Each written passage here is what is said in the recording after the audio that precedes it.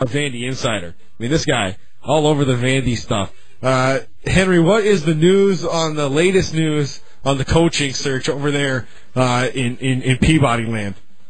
Well, Jeff, first off, I believe, based on what I've been hearing, that there has been a lot of movement in the last 48 hours.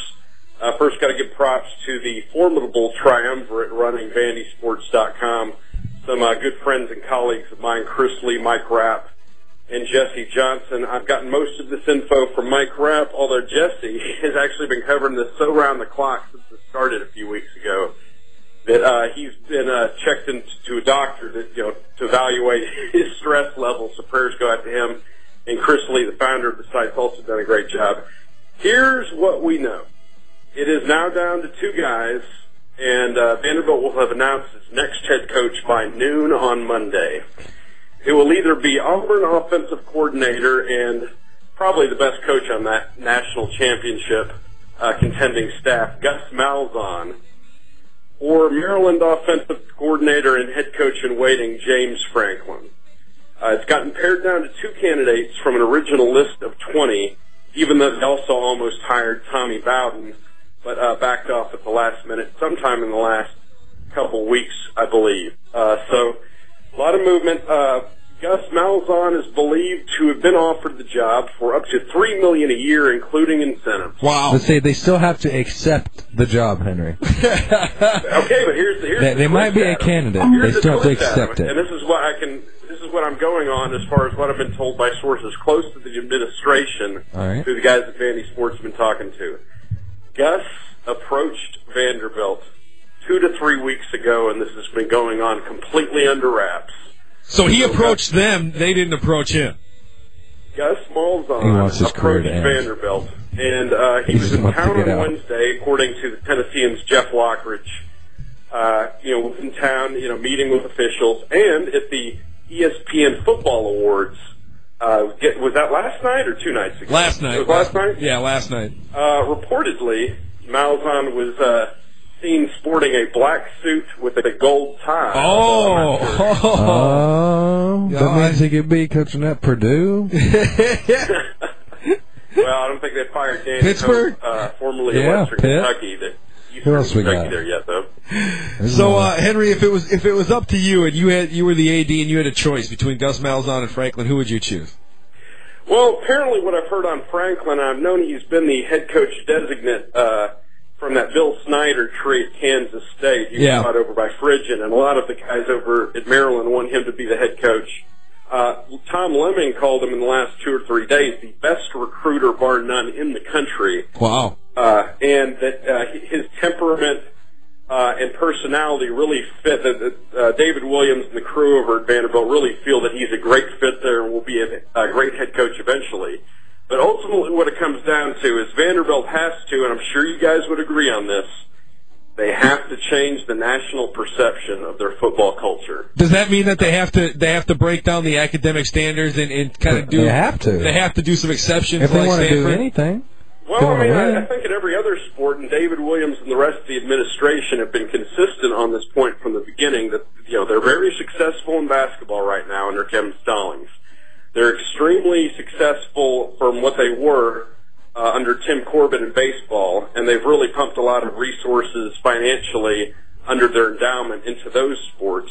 They see no reason why they can't be successful in football when Jim Harbaugh is having such a party over in the Pac-12. But they have exceptions, Henry, at Stanford much differently than they do at Vanderbilt, where they allow kids that have those problems or those extra. Are you talking about Stanford? Stanford has the strictest academic. No, they changed it. Henry, they changed it within the last couple of years, where Stanford has some exceptions. Yeah, they used to be. Trust me, guys. If they can get into Stanford as a student athlete, they can get into Vanderbilt. Oh, really? Wow, he's calling Stanford the cream of the crop. Stanford's the top 5 university. Do some I'm not research. calling out Vanderbilt, but the student athletes in the SEC who they're recruiting, you can handle it, and that's something they proved under Bobby Johnson. They need a good scheme. They need not only somebody who's going to continue the fertile recruiting efforts that they've made under the Johnson and Caldwell regime, but they need a master tactician, somebody who can completely revamp that offense and give them to some consistency from the positions that matter, like quarterback. And they believe that either Malzahn or Franklin will be that guy. Obviously, if they can get Malzahn for the formidable amount he's been offered, then that would obviously be the biggest national splash and statement hire they could make. Henry, I want to ask you this. You know, the Florida job's open, and Gus Malzahn is a hot name out there, not only for the Vandy job, but throughout the country. Do you think maybe that he'd be reluctant to do something with Vanderbilt as soon as now? Because you know Florida will interview him for that job if he doesn't take the Vandy job. Well, apparently, I don't know exactly how these things work, Jeff, because Vandy's offered him the job, and they're going to name a coach on Monday by noon, come hell or high water.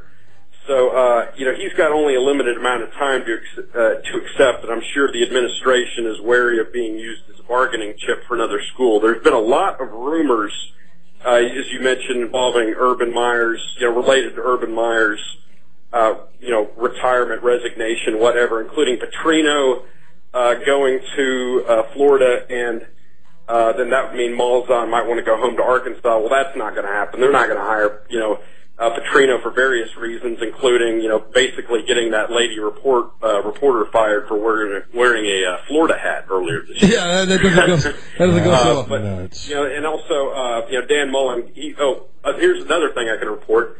It appears as though Malzahn will not go to Starkville.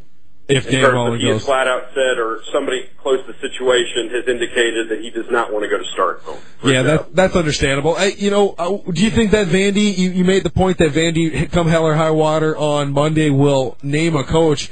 I mean, sometimes that kind of shoots you in your own foot because you're kind of sticking to a standard of, I don't want to be pushed around, but at the same time, it's all about getting the best coach in there. And if that means that he has to talk to Florida and find out that that's not what he wants to do before he comes here, do you think that they should extend the time, or do you think that they should just go out and hire Franklin, that if he decides to turn him down? Well, Jeff, I haven't read Sun Tzu's The Art of War, but I imagine that, they really, like I said, they don't want to be used as a bargaining chip, and they feel that that's enough time to give Gus a time frame to decide, because up to $3 million a year, even though that does include some incentives. Jeff, that's a top 10 contract. That's a top 10 contract, the nation, top 5 in the SEC. That also indicates that I've also heard that they're willing to make significant, expensive renovations to Dudley Field in the north end zone there. So, there's a lot of good things potentially on the horizon. In large part because they've experienced success in every other sport. And they do want to be like a Stanford. And by the way, Stanford's associate head coach for offense, Mark Roman, and Michigan State's offensive coordinator, Don Treadwell, were the other two of the 4 finalists. They're distant third and fourth, and they have decided that it's either going to be Malzahn or Franklin. And they're a big believer in Franklin, even though he doesn't carry the same ticket sales splash. Now, Henry, is this Vandy contract an incentive to $3 million or $3 million? Because we're kind of going on things we can't exactly confirm well, yet. I know, because how can you come in there and pay a coach $3 million when you haven't won an SEC game in 2 years? How can you go that drastic and think it can change that fast? The university you would think it would just have to be $1 billion+ endowment. Oh yeah, I'm not saying you don't have the money to do it. I'm just saying, why would you go to that? I don't know. You go from you go from $1 million. You have to overpay for somebody, in order to change that culture and say we're truly committed to football, and this is not just going to be a coaching graveyard pit stop for you. They have to up for a little more than they might, feel comfortable with what the open market is. In order to get Malzahn, the Broyles Award winner, as of a few days ago, likely. The biggest linchpin in the national championship year for Auburn. In order to get a guy like that, who could be a serious contender for the Miami and Florida jobs, but doesn't appear to be in the discussion there, it seems Vanderbilt has done a good job on selling Malzahn that, hey, not only are we going to give you $3 million a year for what many assume would be a standard 7-year contract that Vanderbilt offers there, but they say, hey, if you win 7 games, yeah, I was about to say, years, Henry, you're going to be great. Henry, what's worth $3 million?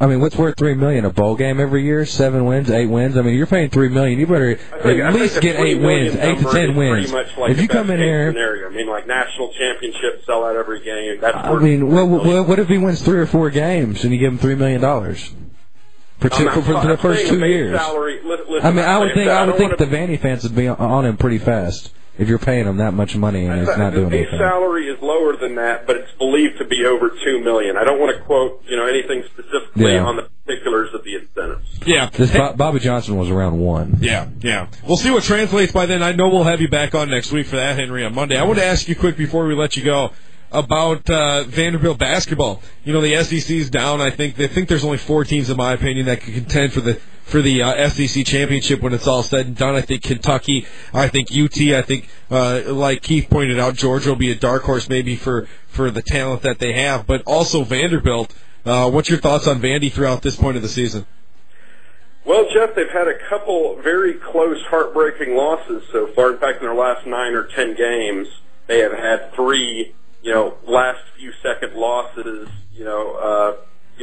to really good teams, starting with their first round loss to Murray State. But they lost to West Virginia by just on basically a last second buzzer beater without playing for Jeff Taylor for most of the game, and they just lost at Missouri because they couldn't hit any free throws. So they completely made it apparent that they were more talented than Missouri, but that they just couldn't defend Marcus Denman at the right times, and ultimately a few more breaks went Missouri's way. And hey, that's their 51st non-conference win in a row at home. Yeah, that's pretty solid. So we'll see what translates there throughout the rest of the season. I think they'll be up there at the end. Henry, we got to get a break in, buddy. Once again, though, we appreciate you joining us, and we'll see if you beat us in these NFL games, and we'll see who the next Vandy coach is probably on Monday then.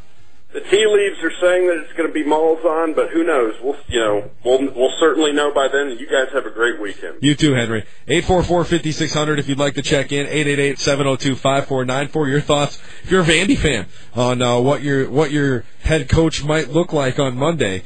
If it's Franklin or if it's Malzahn. Also, your thoughts on the Tennessee Titans still stinking up LP Field, as they have not been able to get rid of the odor that is the 6-game losing streak. We'll get a break in here, and we'll be back on the Friday edition of Sports.